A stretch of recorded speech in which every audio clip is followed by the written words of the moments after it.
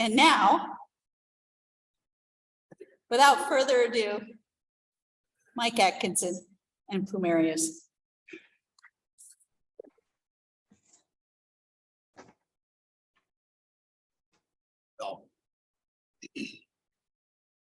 Thank you, Karen.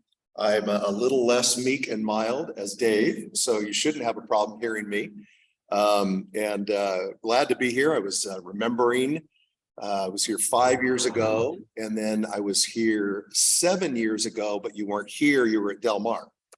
And so those are the 3 times I've spoken to the society, and glad to be back. This is just a spectacular facility. I always love coming here. It's beautiful. And thanks for being here. Yeah, Plumerias. So right now, Plumerias are dormant, and so am I.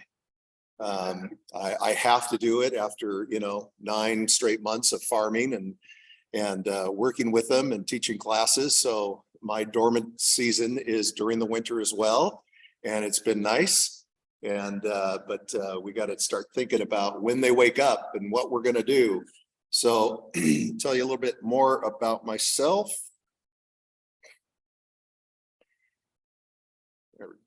Hello. So we're on 2 acres on Mount Helix. It's the lower eastern slope right above Avocado Boulevard, and it's Atkinson Plumeria Farms. And we have about 350 plumerias in the ground, and probably the same amount in pots as well. And we have been there for 25 years growing them.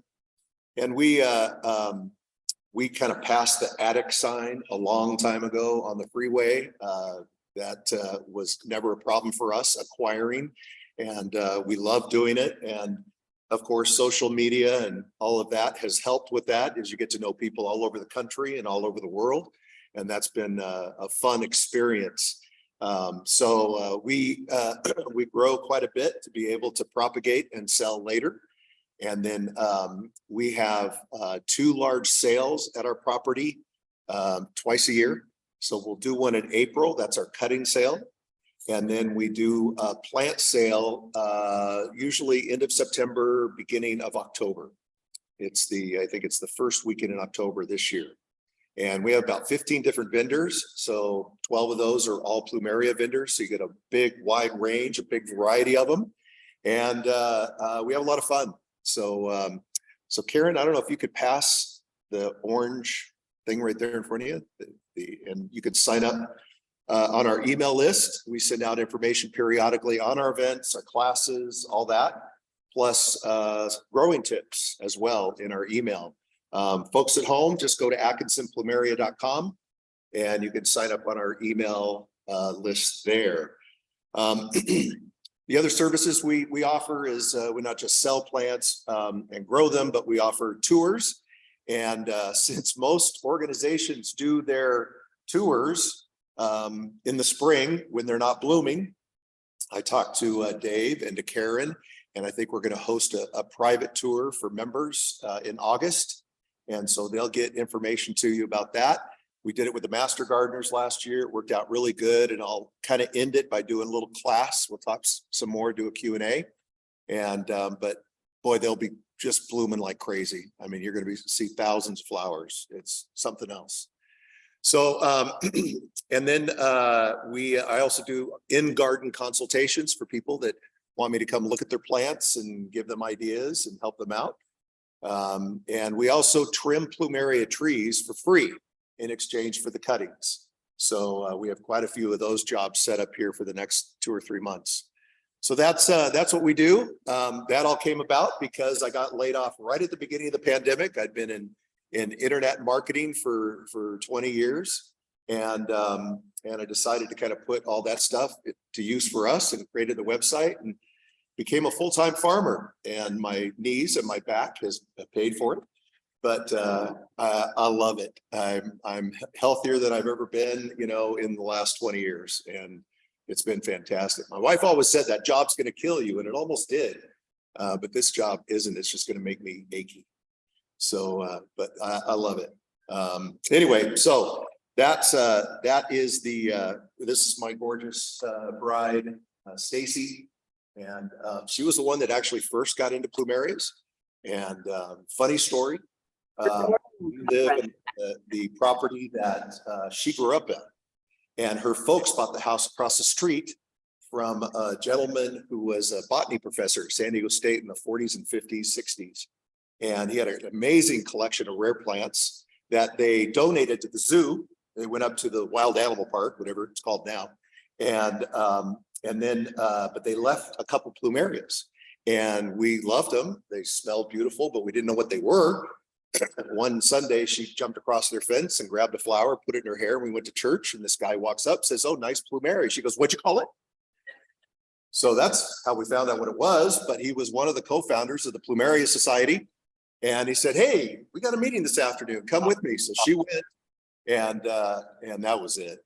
We were done, you know, started trading with other people, and oh my gosh, it's a great group, a lot of fun. And we've been volunteers with the Southern California Plumeria Society for a long time.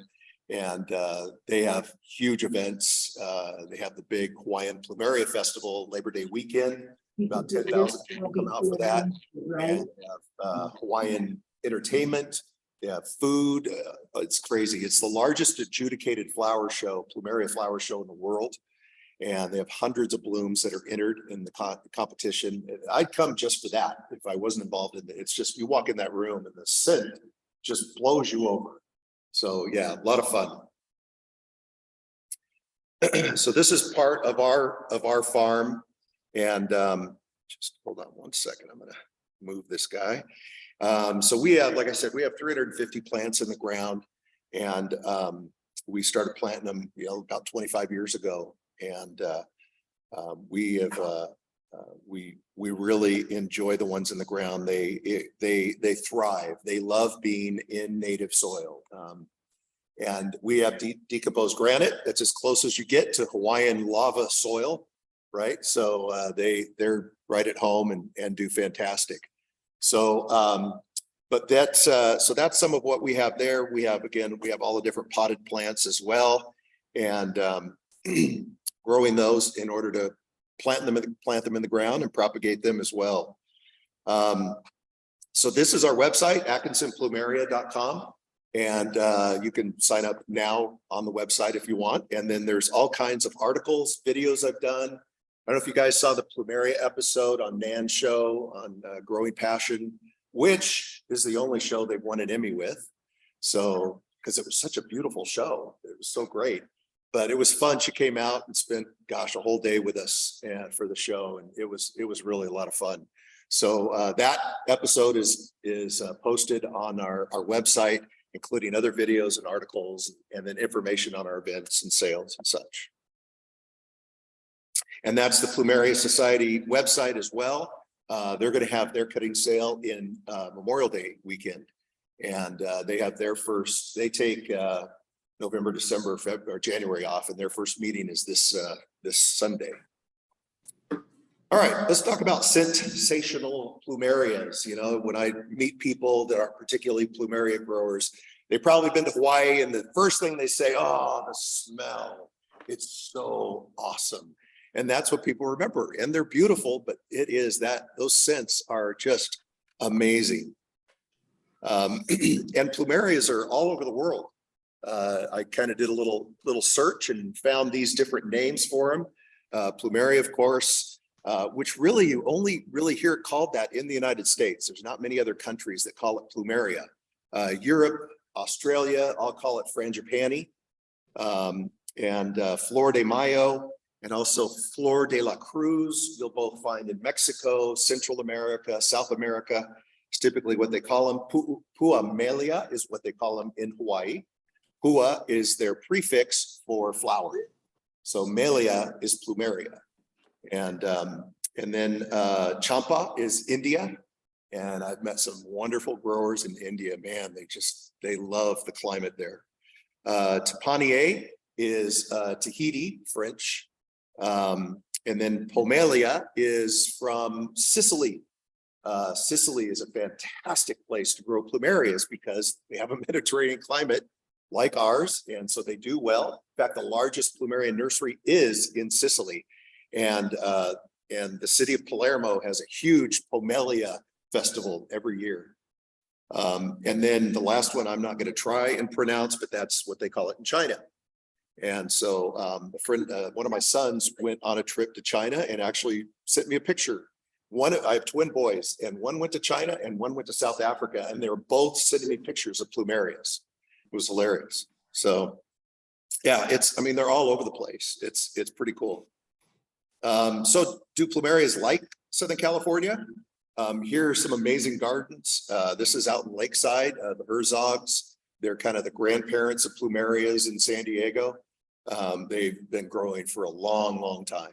And they started, like most people, with just buying a cutting in the Hawaiian airport, right? And brought it home and grew it and loved it. This is a big nursery up in LA. That is the grandfather of Plumerias in Southern California, Bud Galat, his home. He passed away last year at 99 and was one of my mentors, fantastic man, war hero. And these were a couple of his first. The one on the right side is called Galat Sunset. He found it, I think, in 1955 at an Army Navy surplus store. It had come from the Philippines and it was completely encased in wax. So it would keep the moisture inside of it and it wouldn't die. And so he scraped wax off and he put it in a pot and that's what it was like 40 something years later. Okay, so most people think that Plumerias came from Hawaii. That's their assumption. And they would be wrong. So they did not originate in Hawaii. Plumerias love Hawaii. And in fact, this right here is celandine. Most people recognize it as kind of the preeminent, classic Plumeria, classic white yellow with that beautiful, strong citrus scent. Most leis in Hawaii are made with some. And but this was the first Plumeria brought to the Hawaiian Islands by Dr. William Hildebrand in 1861 from Thailand. And so they were imported. So if you ever go out into the wild in Hawaii, you'll never see Plumerias. They're not native there. You're going to find them mostly in the city. And so that is not where they came from. So they actually originated, a lot of Plumeria academicians believe that they originated on the peninsula right there in Mexico. That's right, they're a Mexican flower, which is kind of cool. I love telling Mexicans that. Like, what? So it's pretty cool. And so that whole area of Cancun, where all the Mayans and the Aztecs were, there's drawings of them using the Plumerias in their ceremonies. They still do huge festivals with them down there. The Catholic Church does big parades, and they use millions of blooms in these parades. And then they spread out, quickly into the whole Caribbean, Central America, Northern South America, and then out into all the islands. So and fortunately, we've had some academicians starting to go out into these areas and study them and learn the different species that are out there. So here's Plumeria in the Sonoran Desert in Mexico, growing out of a rock. You're going to see a theme here. So there's one growing out of a rock. And in Panama, a friend of mine was down there surfing and found this and sent me the picture. That is a cliff in Cuba. And you can see all kinds of things are growing, and they're not only growing, but they're blooming as well.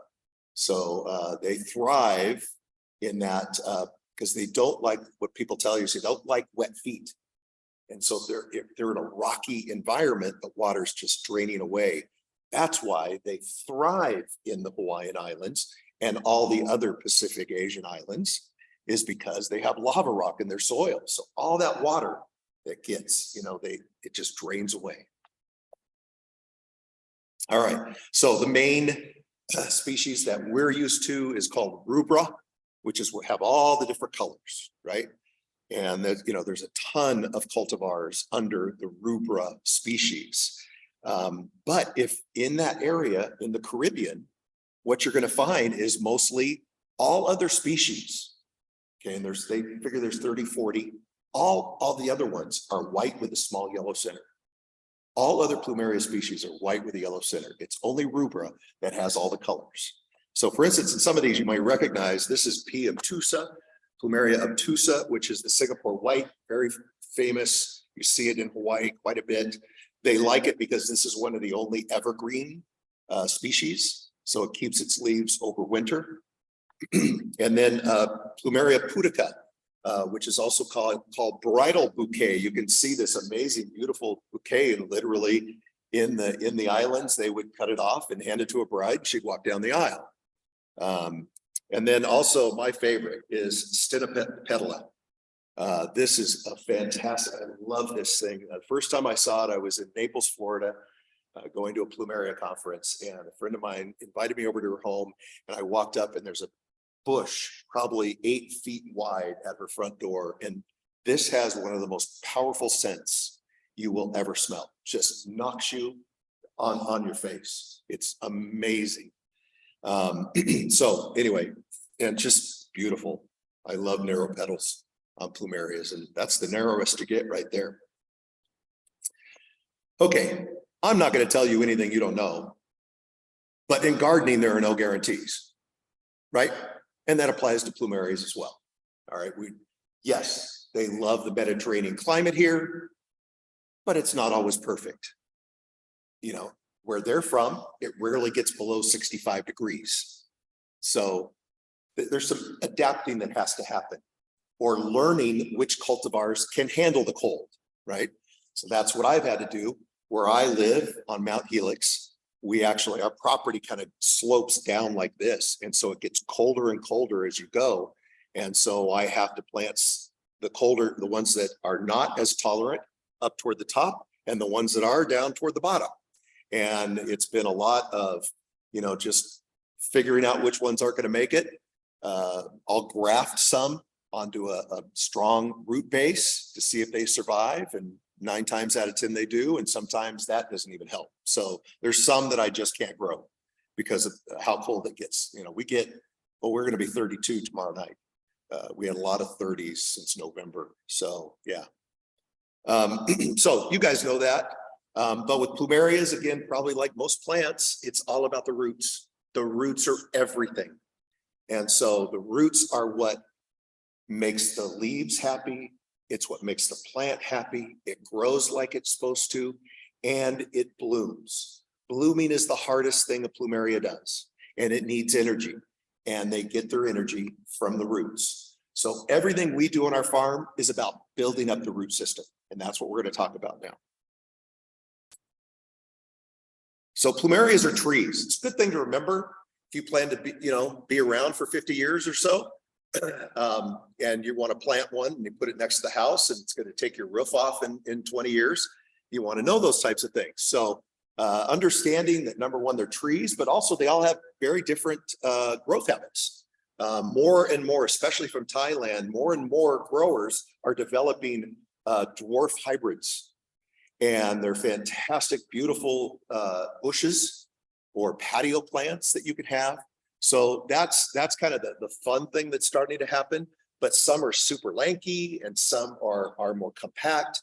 Some grow sideways but have this beautiful canopy. So yeah, it's all over the map in terms of their growth habits. So where are my flowers? That's what I hear all the time. Come on, why don't I get any flowers? Although what I've heard more tonight from you folks is, why do they always die?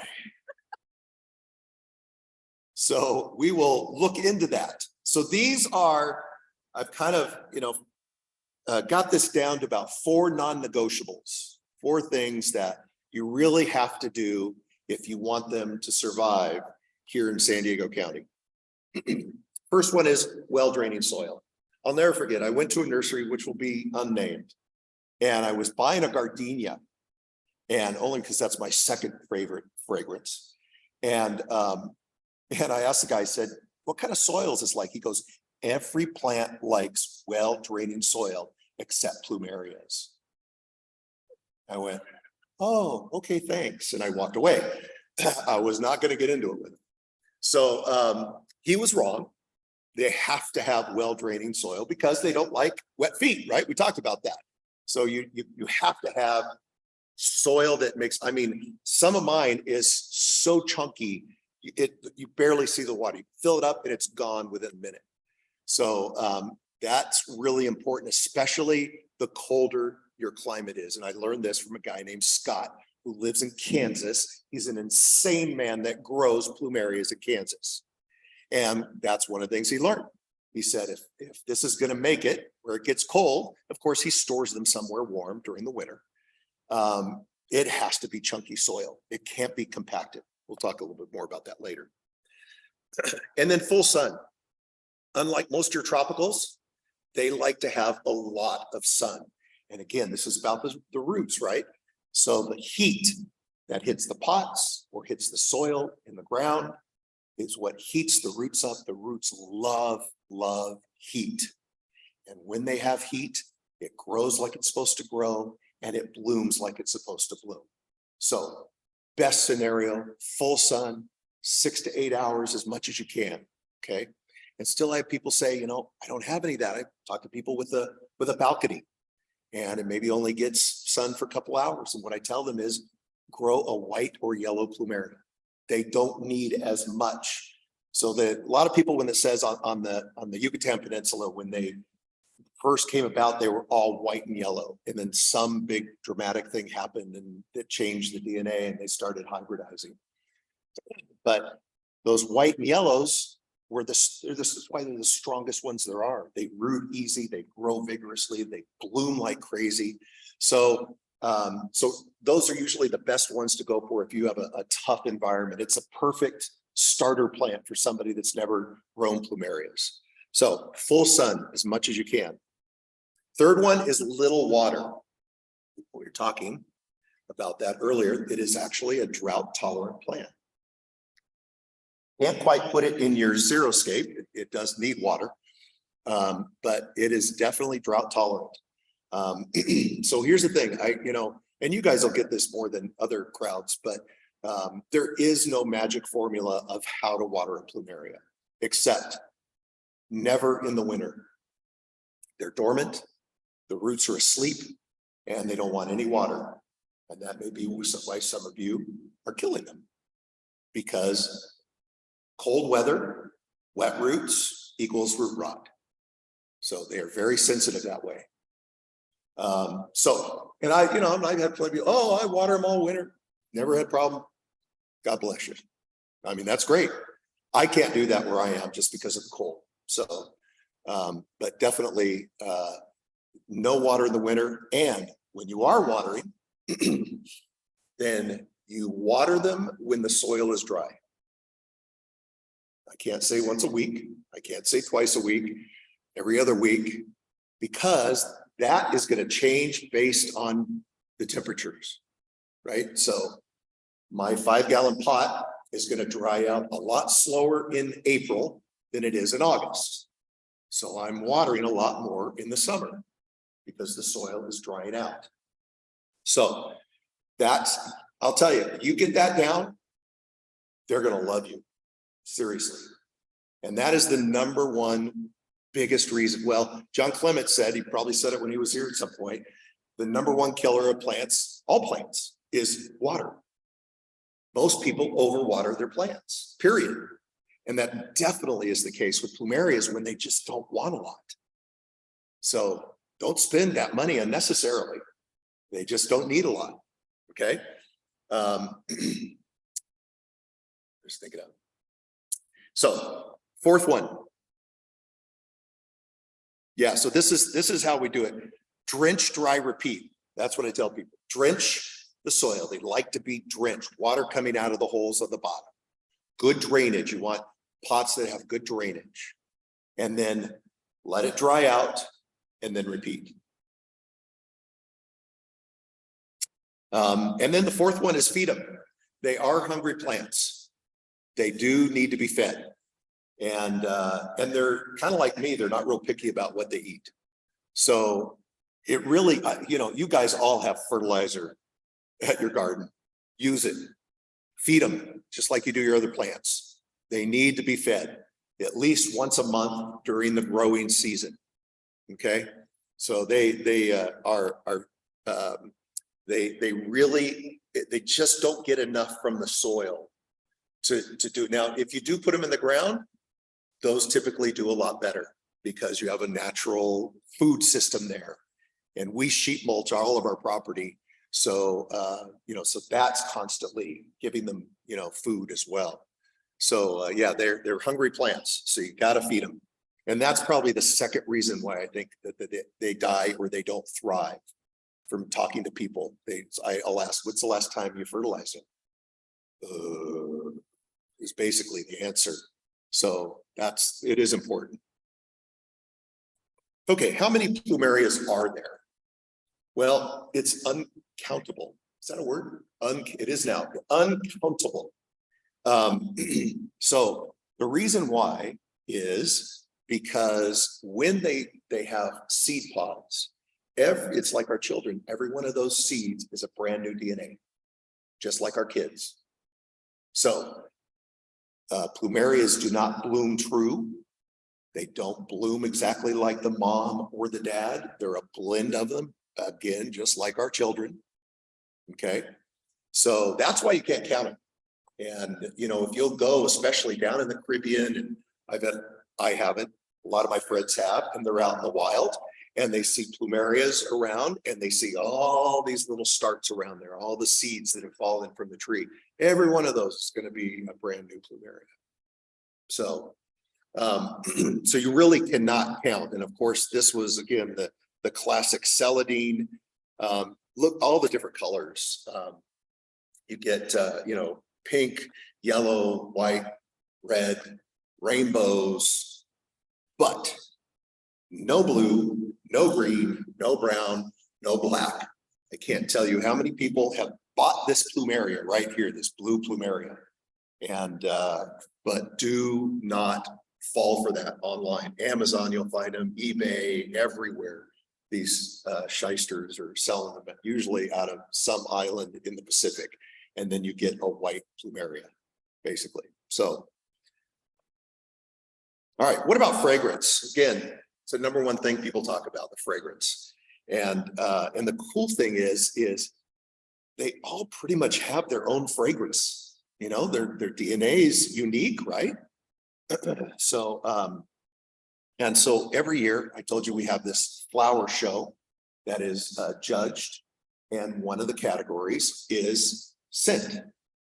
And we have been blessed to have these same 3 women from the San Diego Center of the Blind for I don't know how long, probably 10, 12 years, that come and they're the judge, so that the look of the bloom does not sway their voting. And so they're awesome. They're sitting there and they're smelling. Then they get this can of coffee grounds and they're to kind of clear their palate. And then they get the next one, right? So they're fantastic. But these are the categories. It gives you just an overall sense of the different kinds of smells that there are. Since it's like classic is like the celandine, those that you're used to seeing. Floral, anything that has, there are. In fact, there's one from Mexico called Veracruz Rose that smells spot on like a rose. Now, you rose growers are going, yeah, but there's roses have all kinds of different scents as well. But this is just that classic rose scent, and it is spectacular. There's some that smell like jasmine and all kinds of different types of other flowers. And then there's fruit. If you've ever seen that episode, The Growing Passion, I take Nan to our Aztec Gold, another Mexican plumeria, beautiful gold flower. And I have her smell it. She goes, oh my gosh, it smells like peach. And it does. We have a couple, they're a little rarer, that smell like grape Kool-Aid. Seriously, it'll take you back to your youth smelling this thing. It's amazing. So, so fruit is a big part of it. In fact, that the classic celandine has a citrus scent, much more like a lemon type of scent.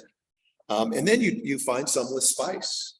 One I named after my wife, called Stacy Dean, is a sweet cinnamon scent.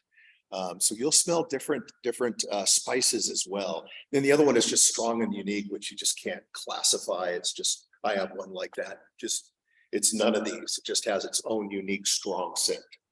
So it's really fun to just figure out the different scents. And really, the more experienced growers, after a while, you're not buying, Plumerias based on look alone, but, oh, I don't have that fragrance. So you want to fill in, those types. So that's pretty fun. All right. So winter Plumerias in season. So the season in San Diego is typically, and it's very different, of course, by microclimate. On the coast, it's much later than it is where we are in the East County, because it gets warmer faster in East County than it does on the coast. And so we start seeing leaves coming out typically. Again, this is based on whatever depending on whatever the weather has been. And it's been crazy this winter. But it is, we start seeing leaf spikes coming out around late March. And maybe they'll start opening into full leaves in April. And then they really start waking up in May. And maybe if we're lucky, the end of May and into the 1st of June, we'll see our first flowers. And then we will get flowers in abundance through October. But we have some that bloom into Christmas. So those are some of the more mature ones, but they won't start blooming till maybe July. They're just late bloomers. Maybe that's where that came from. So, anyway, that's the typical season that they are actually going and waking up from dormancy. And so that's, next month, we'll hopefully start seeing them waking up. How do Plumerias do in winter?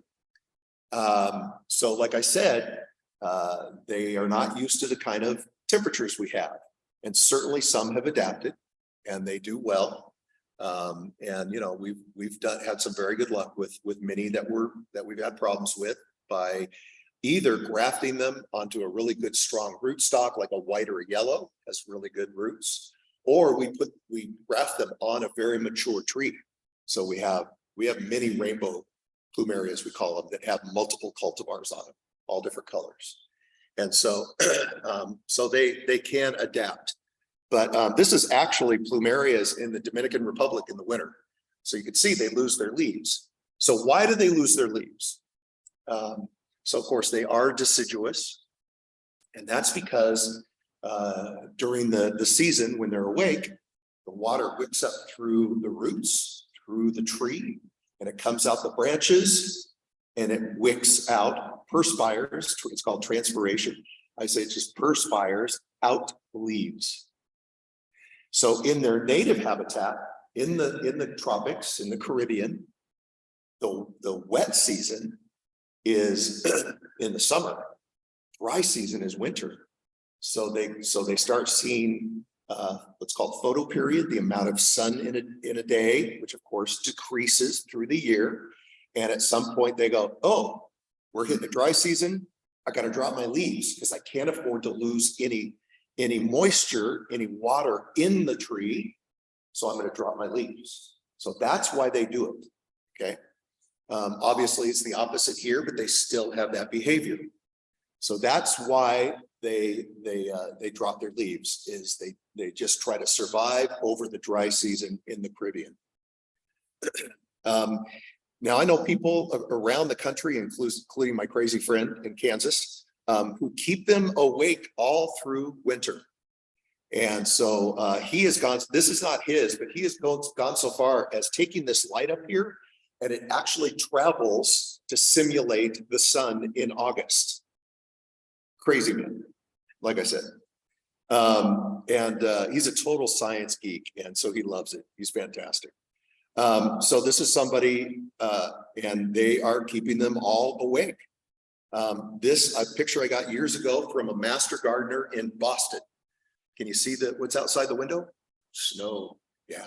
But what it's getting is it's still getting enough sun, but more importantly, there's one of those floor heaters right at the base. So it's getting all that heat. And like we have 2 trees, pretty old mature trees that are right next to our, our house, which has plaster on it, and they almost never lose their leaves because of all that reflective heat they get over the winter. Now they're not awake, they're still dormant, but they just didn't lose their leaves because here they don't need to. I was telling them that the last time I was here 5 years ago, I drink this every once in a while. And in the Q&A session, this older lady said, "Is that your oxygen bottle?" No, it's not. But thanks for asking. Okay, so these are not trick-or-treaters. So this is one of the ways that I protect the plants over the winter is I cover them. And the idea here is to get them covered all the way down to the ground, because during the day, of course, the soil is absorbing the heat from the sun, and of course at night it dissipates and it goes up into the atmosphere. And so this way it keeps that heat in and protects the tips. We're really trying to protect tips here from frost damage, from frost settling on them. So putting that layer on there works. You can pay the extra money for frost cloth, but I go to Goodwill and I get old sheets and blankets, and it's worked just fine. Or you can use old school Christmas lights. And this was a very valuable one of mine. And so I put Christmas lights up in it, and then I put something over the top of it to keep the heat in. And my neighbors thought I was even crazier than they already do. So, and they're right. So number one danger, we talked about that compacted soil. Boy, I learned that way too late. I killed so many plumerias over winter because I just didn't understand that until I started making my soil chunkier. And that really helped me to decrease my losses. So got to make sure that you're not having compacted soil. And of course, if you're watering them, you have more chance of compacting it. That's why another reason why you don't water in the winter. Let's talk leaves. So there are a lot of plants that tell you the state of the plant by how the leaves look. Plumerias are not one of those. And this is why. Think about it. They're from the tropics. The tropics is thick, heavy humidity, tons of water in the air, and the leaves just thrive. They look beautiful down there. And then they get here in our coastal desert and they're brutalized, especially out in East County where I am. And so it's not uncommon to see. And so in the summer, every day, there's multiple messages of people sending me pictures of leaves.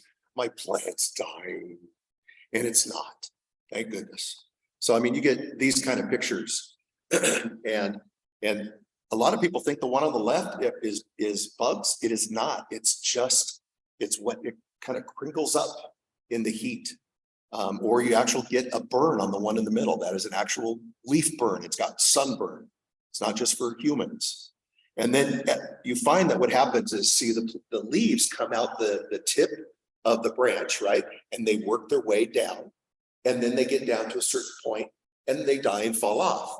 Now, typically we don't see that process, but when it gets hot like this, it takes those weaker leaves that are down lower and it just cooks them and they turn yellow and people freak out. My plant's gonna die, but really you cannot base the health of your plumeria on the leaves, okay? If you don't like the look at them, cut them off, not a big deal.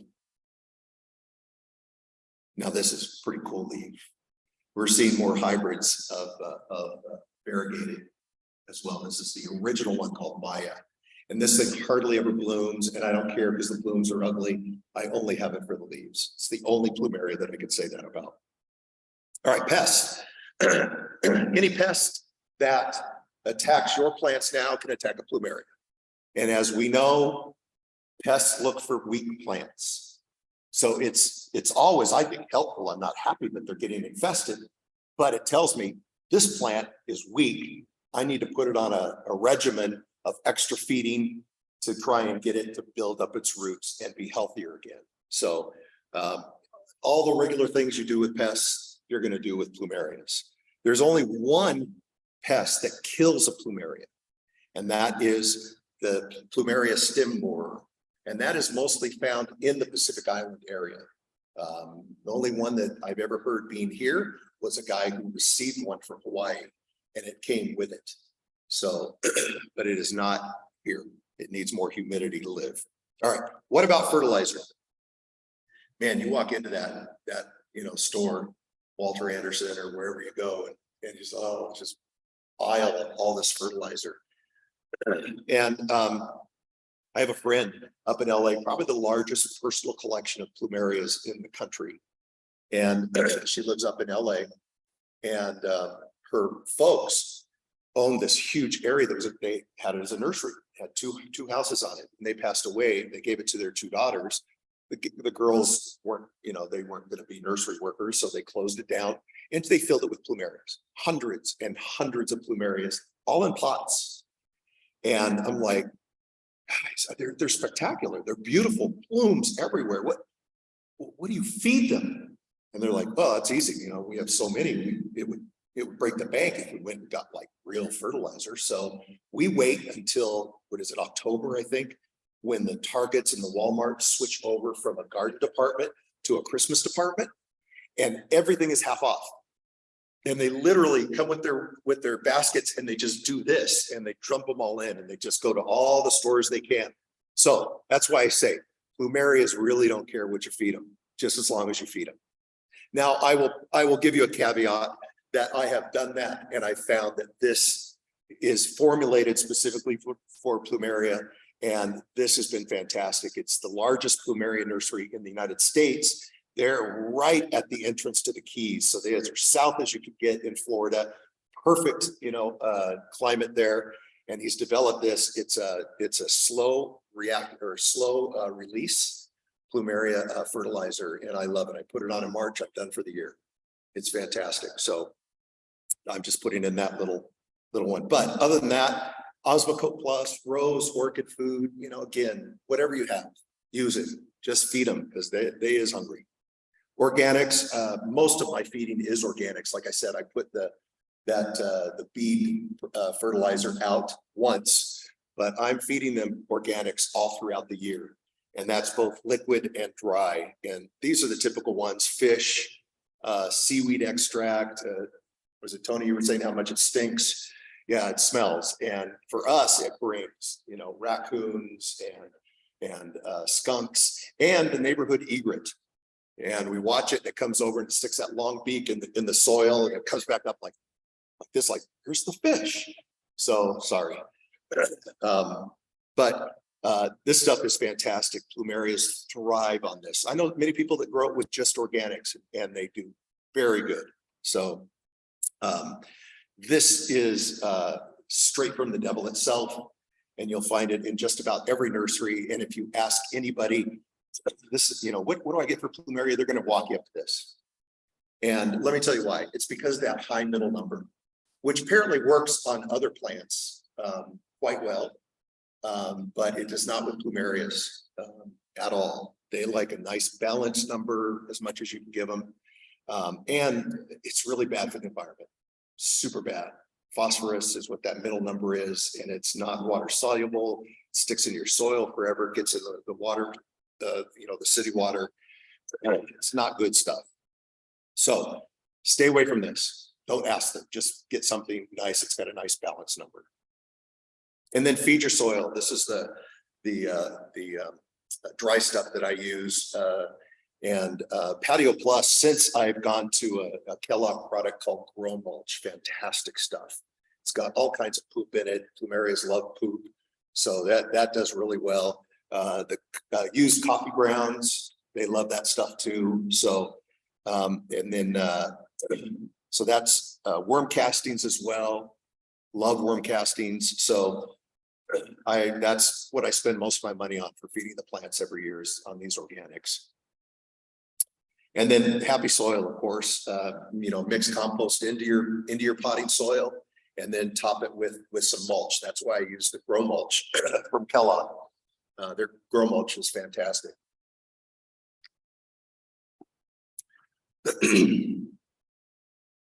All right, so do they do better in the ground? I think I've already said that. They do, absolutely. Of course, there's a natural, system in there for feeding plants, regenerating all the stuff on the top.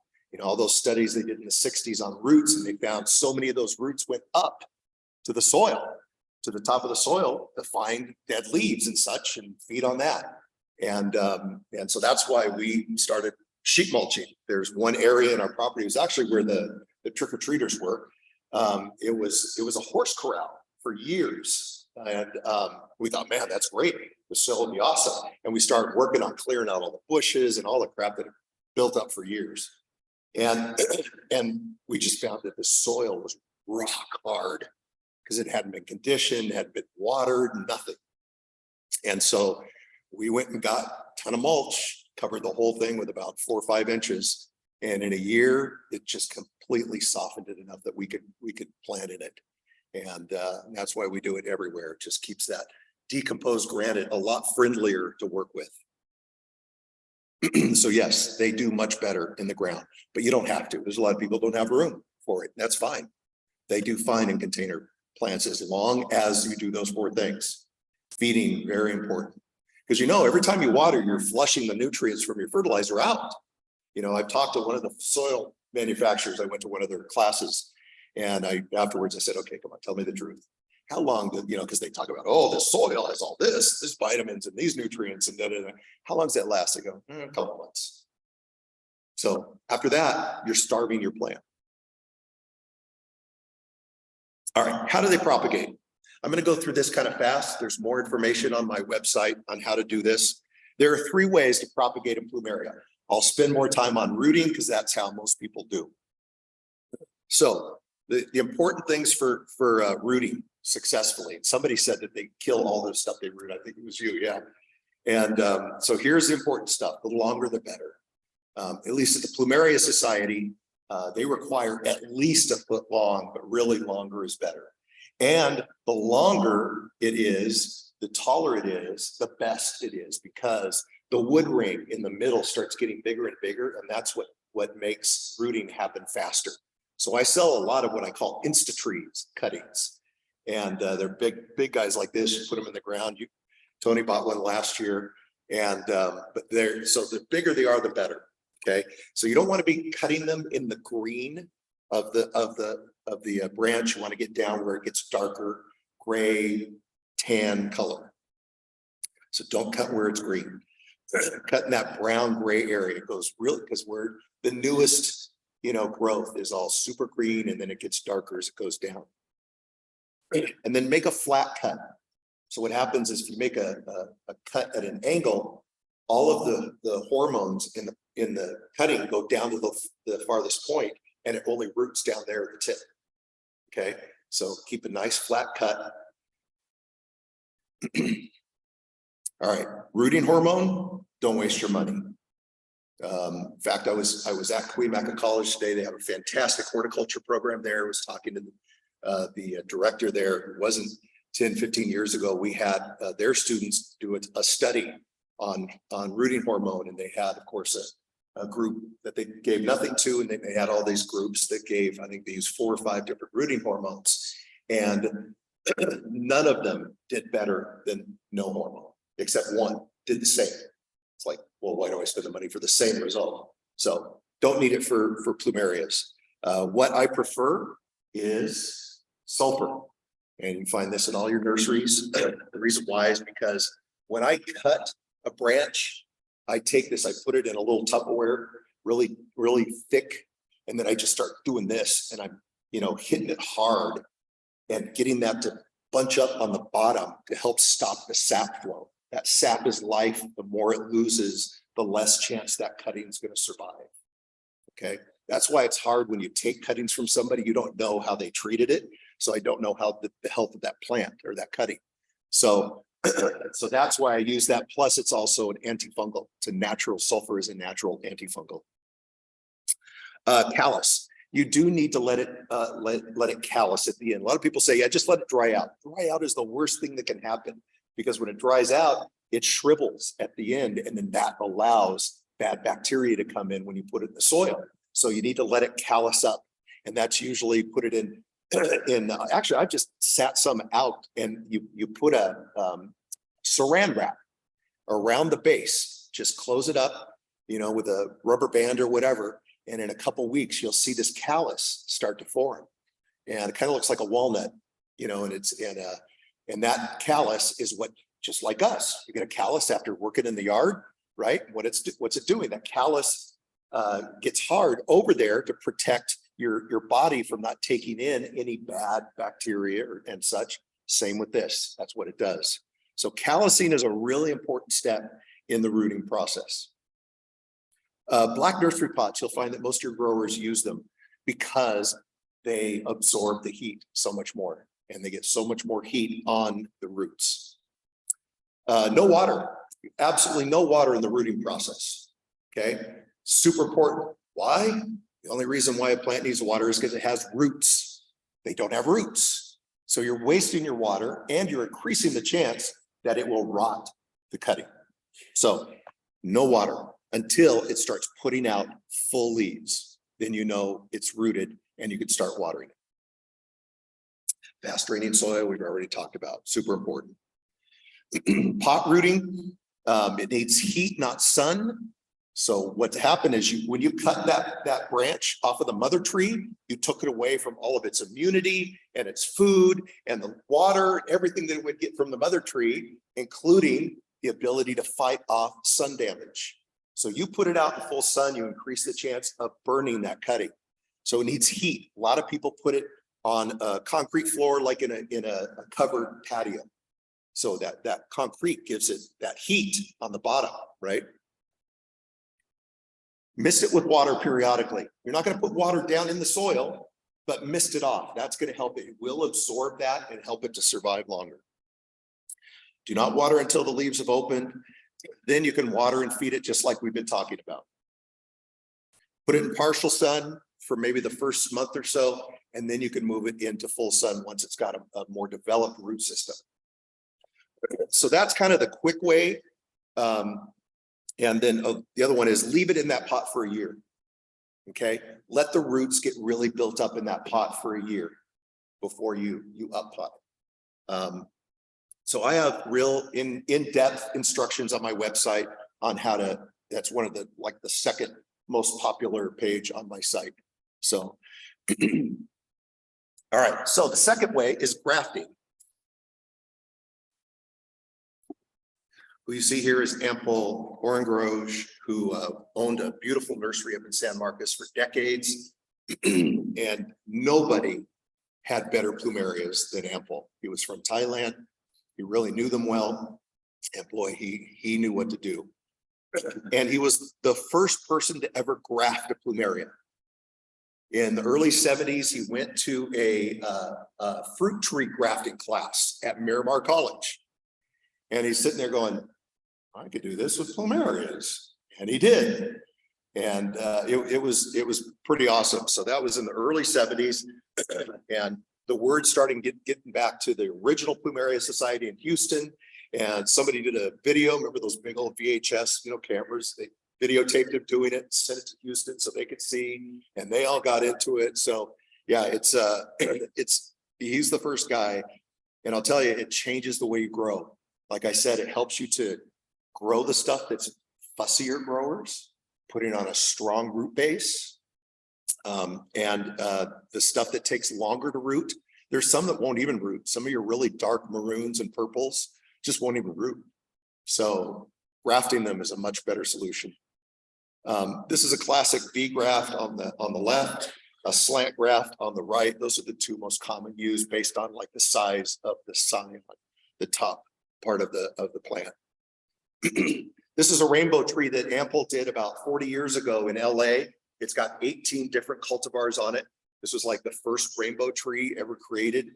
And yeah, it's spectacular. All right, third way is seeds, as we talked about earlier. So this is a seed pod. I always get pictures of that sent and it says, why is there a banana on my plant? It is not a banana, that is a seed pod. It takes 8 to 10 months to mature and open. And when it opens, it will expose the very light seeds. They're kind of like maple seeds, how it has a tail and they kind of do this when they fall to the ground. Well, they will fall to the ground. So you need to put something around them, a net bag of some kind. Pantyhose, a lot of people use pantyhose. Again, my neighbors think I'm insane. but I use pantyhose. And it catches those seeds for you because you don't know when they're going to open. This is what they look like. So you can get anywhere from 20 to 100 based on the size of it. These are the net bags my wife finally started making for me so I wouldn't have pantyhose all over the trees. And then this is, I just put them in seed trays and propagate them that way. So I love it because, again, the roots are important, and especially this young, they're sensitive. And so this way I just take that plug out, put it in a pot, super easy. So I love doing that. So this is them after a month or so. And you can see the root system, they really go crazy. And it's kind of, they like a lot of water. They like to be wet. Unlike a Plumeria plant, the seedlings like to stay wet. So you can see the roots. I left that a little too long in those trays, and that's what we ended up with.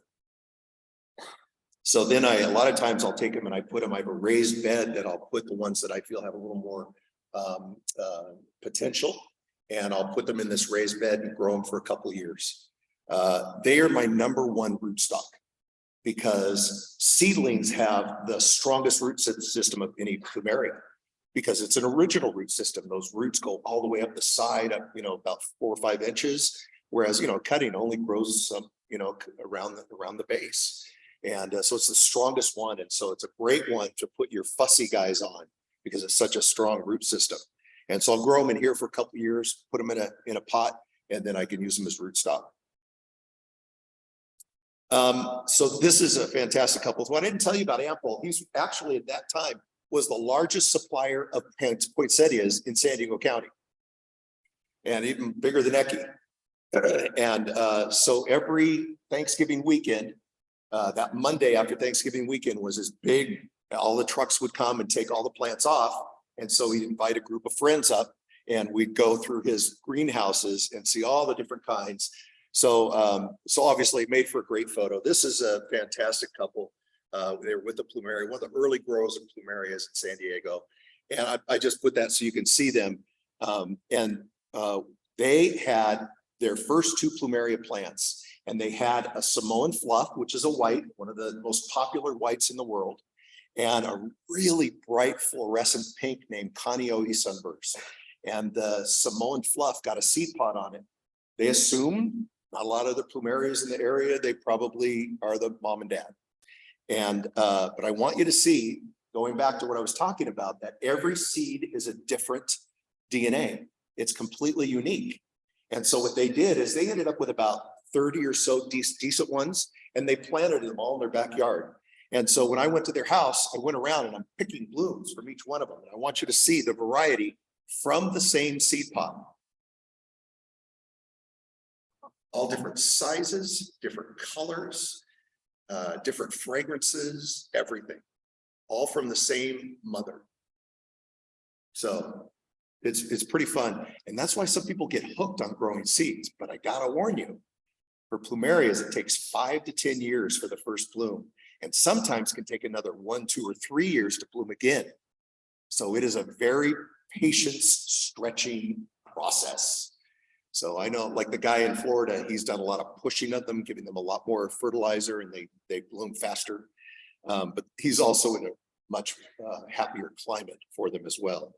So anyway, so I'm going to show you this. This is the first feeding. This is what I recommend in March. So actually, what I'm going to tell you that isn't on this, and you might want to take a picture of this to reference. But what I like to do is I'll start at the end of this month. I'll start putting some of those organic, dry organics around the base of the plants, like the coffee, the worm castings, that kind of thing, and hope that we get another rain. And so it leaches that into the soil. So that's kind of the first thing I do. But in terms of the first feeding, early to mid-March, I do a liquid organic fertilizer that's seaweed, super thrive, and fish emulsion. That kind of that same thing I showed earlier. Mix that up into a pot, pour it on. And then I'll use the dry fertilizer, Sulpomag. Plumerias respond very well to Sulpomag. Epsom salt You know, there's a lot of controversy about using Epsom salt, but Ample used it like crazy, and he had the best looking plants, and it's organic, and it's, boy, they love Epsom salt. Use coffee grounds, the worm castings, manure. Again, they like poop. And then in April is when I add my Excalibur, that synthetic, the bead fertilizer. So anyway, that's what I feel like it gives them a good, strong basis for starting up for the year. And so that's what I recommend. Just understand that Plumerias love neglect. I can't tell you how many people have come up to me at the Plumeria Society that said, I've heard that for years and I didn't do it. I'm a doting gardener. If you're a doting gardener, don't do Plumerias. Seriously, because they want to be left alone. And he's like, I finally realized it. I leave them alone, and then they just thrive. They go crazy. So I mean, you know, it's kind of like your friend that doesn't like a lot of attention. He's like, you know, the wallflower at a party, and you know, he's like, just bring me some food and a drink, and I'm good. Just walk away. That's your Plumeria. Okay, so they're not outgoing. They like to just be left alone. So give them their food, give them their water, walk away, leave them alone. That's when they'll treat you well. All right, so back to AtkinsonPlumeria.com. If you didn't get that earlier, you can sign up on the email list if you want to, and then have all the resources and information on our classes and such. We'll start our classes this next March, next month. We'll do that. So any questions, snarky comments, vicious attacks? Yes, first snarky comment.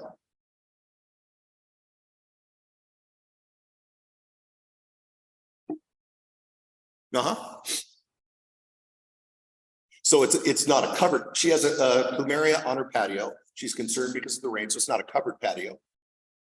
So you are more at risk for a problem with your plant because it's gotten a lot of rain. If it's an immature plant, has an immature root system, they do not survive a lot of water very well. Or if you're in a cold area where it gets down into the 30s, low 40s, right? So people on the coast usually don't have a problem with it, but I will tell you, if it is like a plant that's only a year or so old, has a very immature root system, it is more susceptible to root rot. And if that's the case, take your young ones, put them in the garage, just leave them alone, just store them for winter, walk away, okay? So that's what you can do with your younger ones. The older ones are probably gonna be fine because it has a bigger root system. Yeah, that sounds like it's got a good root system because it's bloomed, yes. Yes. Yes.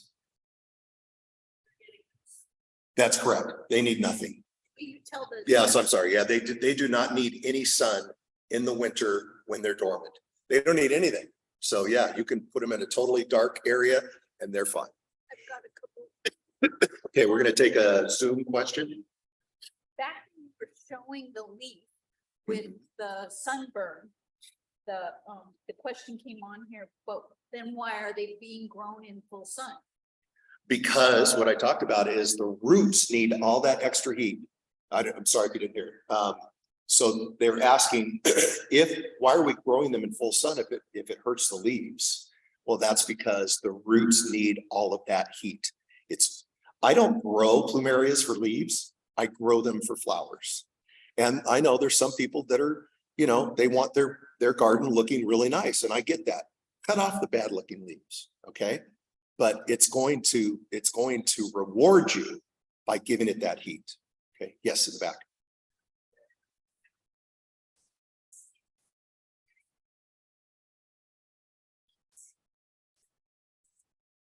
Okay, so you're asking if you have a Plumeria, how close can you plant other plants to it? So, you know, generally there's an issue of one plant stealing nutrition from another. We know that happens. And I think Plumerias are susceptible to that. So I'm not a big fan of like ground, you know, cover plants, that type of stuff. I've seen some people do it and it was fine. I don't want to take a chance of it hurting my plants. I'd rather give it mulch than a ground grower, but I have a farm. I don't have a garden, right? So yeah, that's just got to be careful with that. I had some pots right in my garage, and I put a plumeria in it, and I decided to put some succulents in it. And all of a sudden they were just sucking all of the nutrition from the plant. It wouldn't grow. That- Karen, Okay, so after they lose leaves in winter, will the new leaves only come out above or higher than the ones that dropped? yes, so the question is, when the new leaves come out, will they come in above the ones that have dropped? Absolutely. So like I said, they come out of the tip of the branch. That's where they emerge. The new ones are, what I call leaf spikes. You'll see those spikes starting to come out next month or April.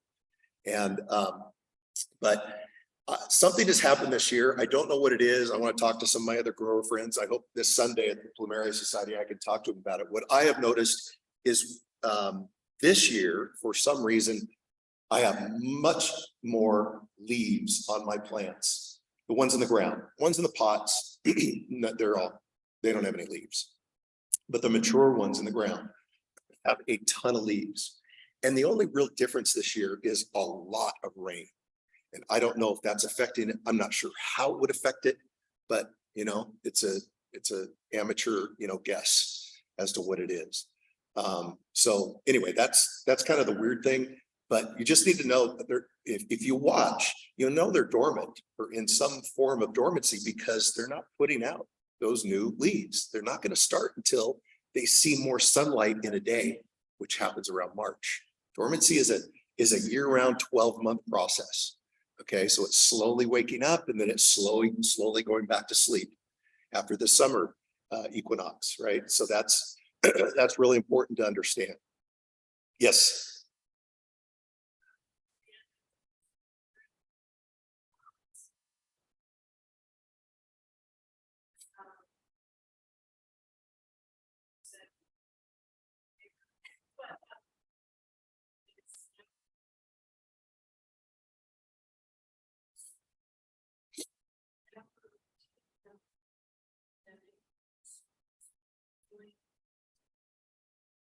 Yes, so she's asking if she could take her potted plumerias and change out the soil. So understand that, like we were saying, when you water the soil, it's leaching out all of the nutrients in that soil. So after 2 or 3 months, it's inert soil anyway. So, if you have the money, if I had the money, I would repot every year. That would kill me. But there's just no way I would die having to do, 350 plants. But so every 2 or 3 years, it's a good idea to do that. Typically, as they start waking up, is a good time to repot them, because what you're trying to do is you want to give them as much time in the year to get those roots established in the new soil before winter comes, because it's the roots that protect them from winter damage. So you want that as long as you can. That's why it's best to root in the spring as well. You want to get as much root development before winter comes, right? Make sense? Okay, yeah. So a typical potting soil that's recommended for plumerias that you can get in any place is cactus soil. They like it, again, it's very chunky. And so it works very well, although we do actually suggest putting more perlite or pumice in it to actually increase the drainage of it even more than what it comes with. Okay, in the back.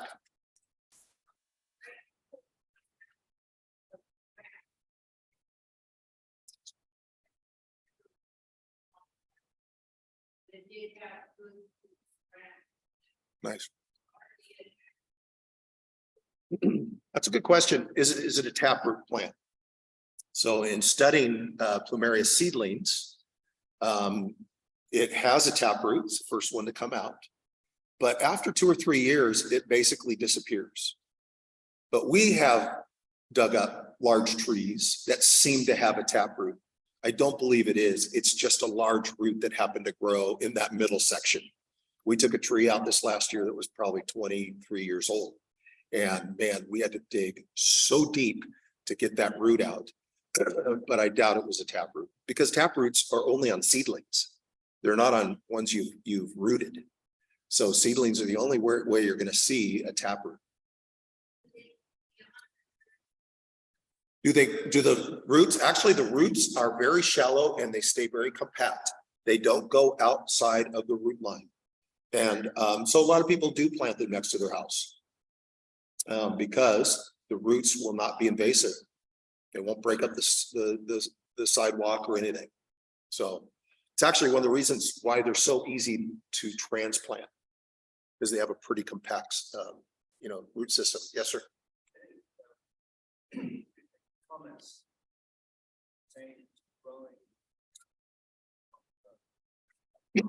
Yeah, comments about growing plumerias on the coast. So again, you're closer to their natural, climate than anywhere else in the county on the coast, because you get a lot more humidity, much more than we get out in East County.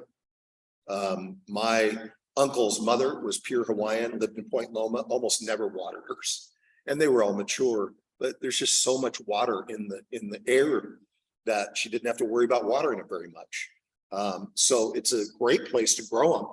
But if you like brilliant colors, it's not a great place to grow. So for instance, probably the most popular color in plumerias is orange. Orange is absolutely dependent on heat, on sun. And so on the coast, you're going to get yellow most of the year, maybe a super light orange in August if we get a couple 80-degree days out there. Yeah, anything you can do like that about the south facing wall or a block wall, all that is going to help. Like I said, mine are close to a plaster home, gets that reflective heat. They love the reflective heat. So yeah, anything you can do like that is going to help get more color. So I actually won't sell an orange to somebody that lives on the coast. It's just because they see it, my place in East County, and it's brilliant. It's just slap your face orange. And it's like, you're going to get yellow. I'm sorry. So all plumerias are dependent on heat for color. Okay. It's just like on the yellows and the whites, you don't see it as much, but on your reds, on your pinks, like one of the most popular, one that gets really red out in the East County is Jeannie Morini, one of the classics from Hawaii. But in the spring, when it's coming out, it's more of a pink orange, because it's just not getting all that heat that it needs to be red. It's actually, I think, more beautiful then than it is in the summer. So yeah, it needs a lot of heat. So yeah, you kind of have to make your choices on what you want to grow based on that. Come on, Zoom people, ask some questions. Anybody else? Yeah.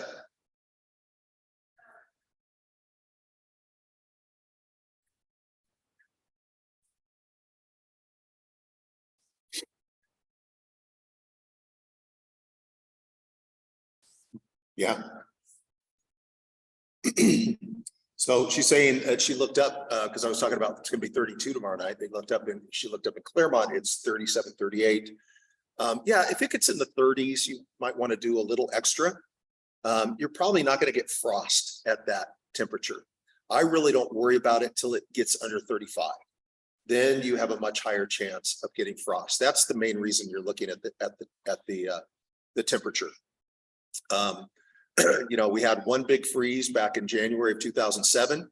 Some of you may remember that. We lost about 70 plumerias that one night. And I'll never forget walking out the door and seeing all the leaves that were still on some of the plants just brown and hanging straight down on the plant. Just killed them all.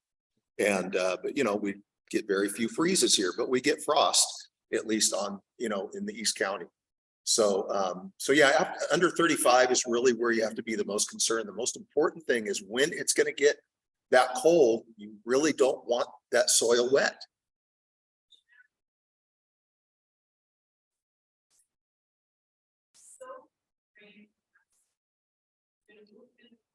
Well, but those are very mature plants. So that's always the caveat, right? So she's concerned about these 6 plumerias that she's had for how long? You said 10 years, something like that. Those have really good root systems. I'm not going to worry about those. Those I'm not. It's any of my younger ones that are a year or 2 years old. Those are the ones I really want to make sure they get absolutely no water in the soil. Should you keep your pot as small as possible? Should you keep your pot as small as possible? That's a great question, because I was told early on to do that to increase the heat in the soil. And I came to find out something, because of course the 1 gallon pot, it would be the most common one. We'd put a plumeria in. Plumerias do not like 1 gallon pots. They just don't. Michael's over here going, yeah, I learned that. Yeah, they need some more space for their roots, especially in the early development years. It's really important. So I don't use anything smaller than a 2-3 gallon pot to grow them in at all. So it's not important to have smaller ones.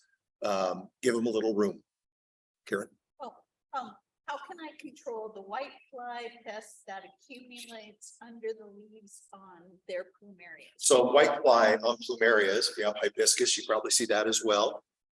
So again, however you battle white fly on your other plants, do it the same way. I recommend taking, because maybe it's not all white fly. So take some of the leaves off of it, put it in a Ziploc bag, close it up, go to your local nursery. A lot of your local nurseries understand, not Home Depot, not Lowe's, a real nursery where they know stuff about what's going on in their area, because they may have some wisdom for you in terms of pests. Now, the cool part about white flies is there's actually a fairly easy way to do it. I had a client in Point Loma this last year. I showed up and her plants were horrible. They just looked awful, tons of white fly. And I said, go to, see this is now changed now, but hydroponic stores, a lot of them have a vermiculture. They have worms, and you can come at a certain day, bring your 1 gallon, jugs and fill up with, with the worm poop water, right? And so you take that worm tea and you pour it around the base of those plants, and that makes the white fly go away. They hate that stuff. You can use worm castings as well, but the worm tea is much more effective. The wet worm tea is much more effective. Whatever is in that comes up there and they go away. They do not like it. And that's what she did. She found some hydroponic stores and she'd go every week and get them and start pouring them down, and they were gone. So, yes.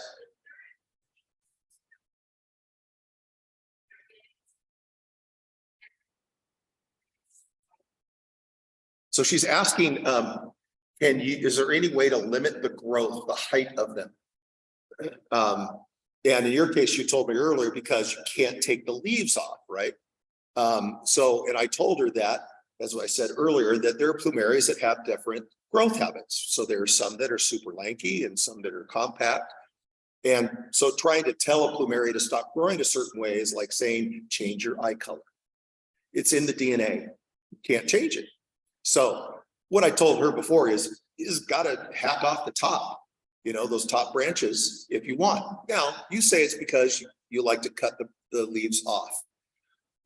One of the best advice I got early days going to the Plumeria Society, they said, just let nature take its course. I never cut them off. Now, I know a lot of gardens, you don't like the ugly looking dying leaves over winter. I get that. But if you just let them go, then you can let that tree thrive into the shape it wants to be. Because one of the concerns is, if you just top those off, what you've done is you've opened that area up to full sunlight. There's no more leaves protecting those branches and they can burn. And we have a good heat wave. So that's a concern of just cutting the top branches off. Okay. So anybody else? Well, you guys have great questions. Fantastic. Well, I'm going to hang out for a little while. Karen, are you? They're done on Zoom. Okay. Say what an outstanding talk. Oh, oh, you're welcome. Thanks for that. All right, I'll hang out for a while. You folks on Zoom, you can contact me through our website. And I'll answer questions as well. So thanks a lot. I appreciate your time.